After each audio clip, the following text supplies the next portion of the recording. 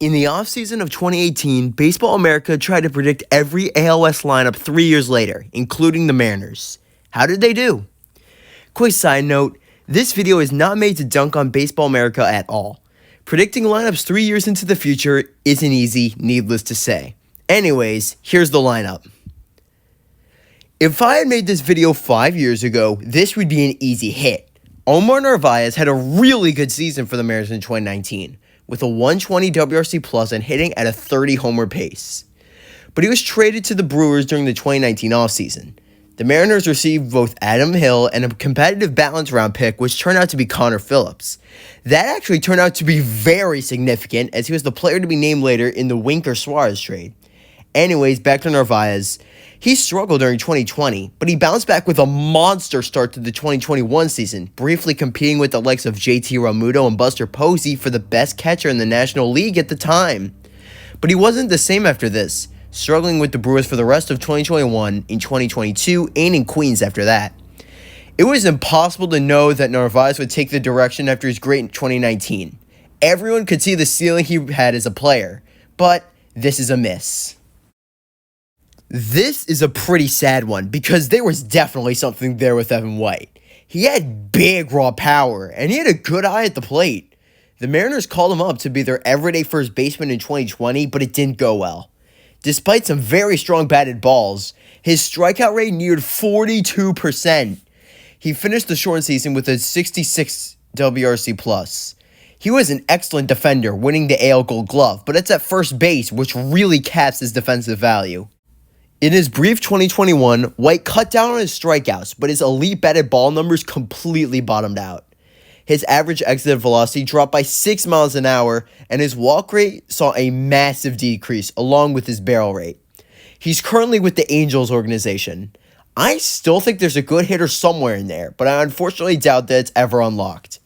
Evan White is also a miss, but I completely understand why Baseball America was so optimistic on him. Well, okay, look, this isn't getting any better. In all honesty, I don't know why D. Strange Gordon was picked for second base. Ever since leaving Miami, he was an awful defender, both in the infield and the outfield, and he couldn't hit. His only valuable asset was his base running, but he would be 34 in 2022. After a 2020 where he was well below replacement level, the Mariners non-tendered him. He bounced around several minor league systems, but only saw the big league field with the Nats for a brief 22 games in 2022, where he actually wasn't terrible, but he hasn't been in the MLB scene since. It's a miss for sure. Man, this is such a heartbreaking miss. I'm sure most of you know what happened. Kyle Seager retired at the end of 2021 at age 33, just by hitting 35 homers in 2021. He absolutely could have been the Mariners' third baseman well into his late 30s if he wanted to.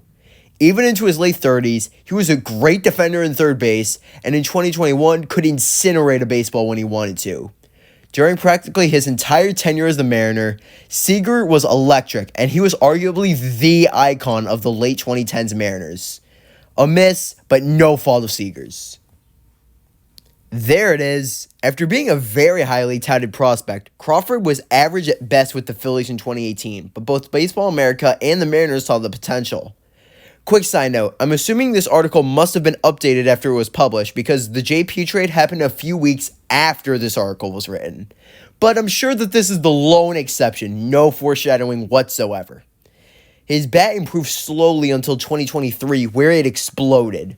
Shortstops with a 380 on base percentage don't grow on trees. JP also happened to hit 19 homers and be the best player on an 88-win team.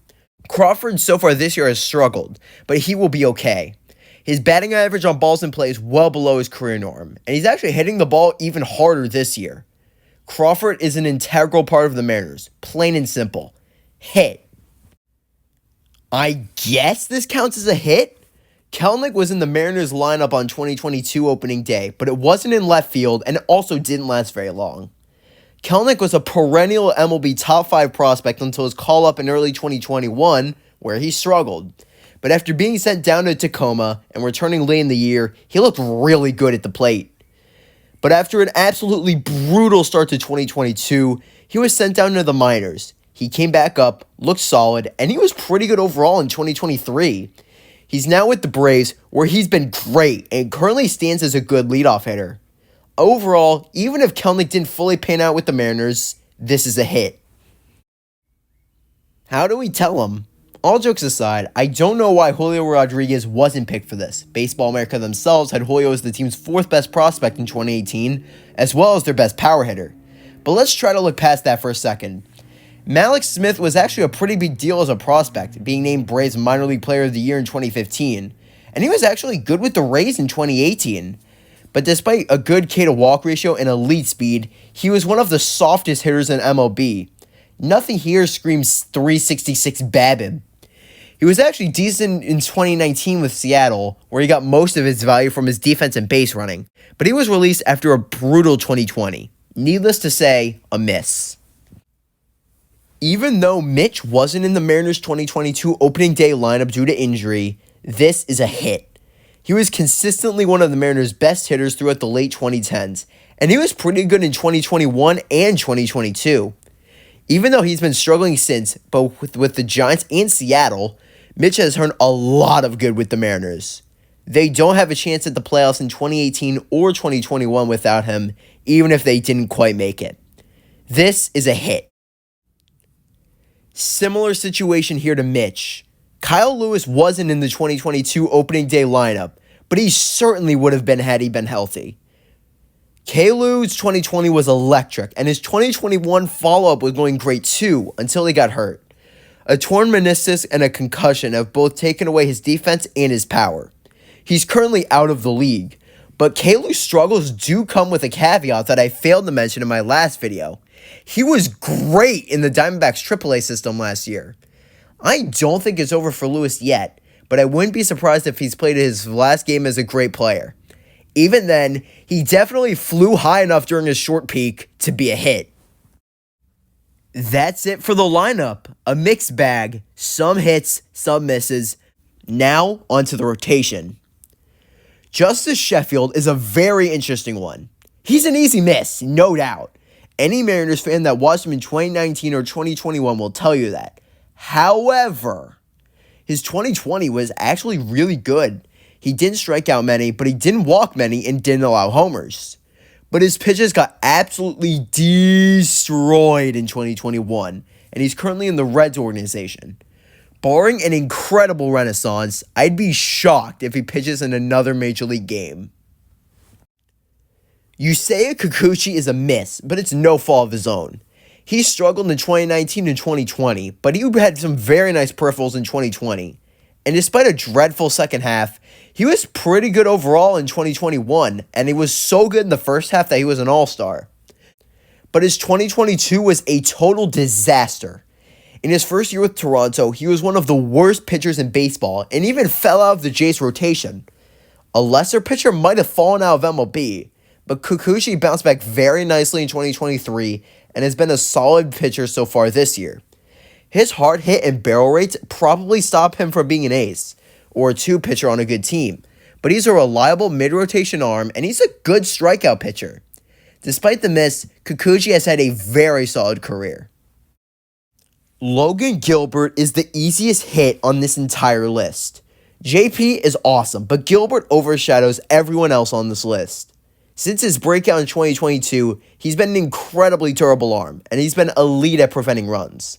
And so far this year, he's pitched even better, with the combination of his fastball returning to form, his elite slider becoming one of the best in the game, his unhittable splitter, his revamped curveball, and his new cutter. He's one of the best pitchers in the world.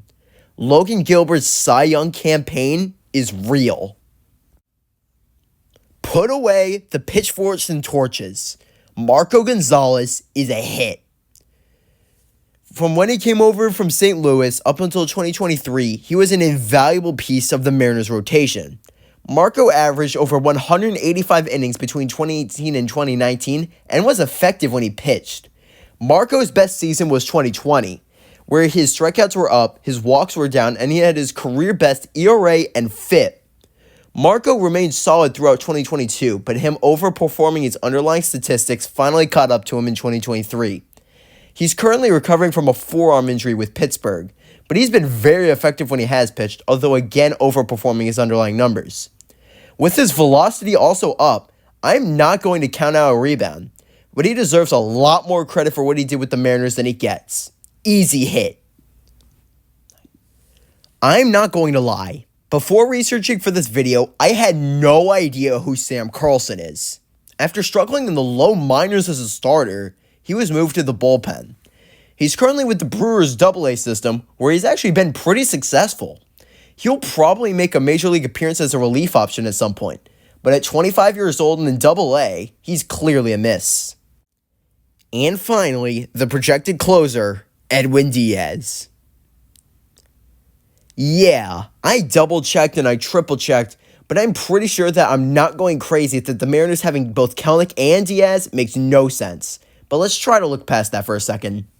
Diaz had one of the best relief seasons in recent memory before this article was written, with a 2.08 ERA plus and getting both Cy Young and MVP votes.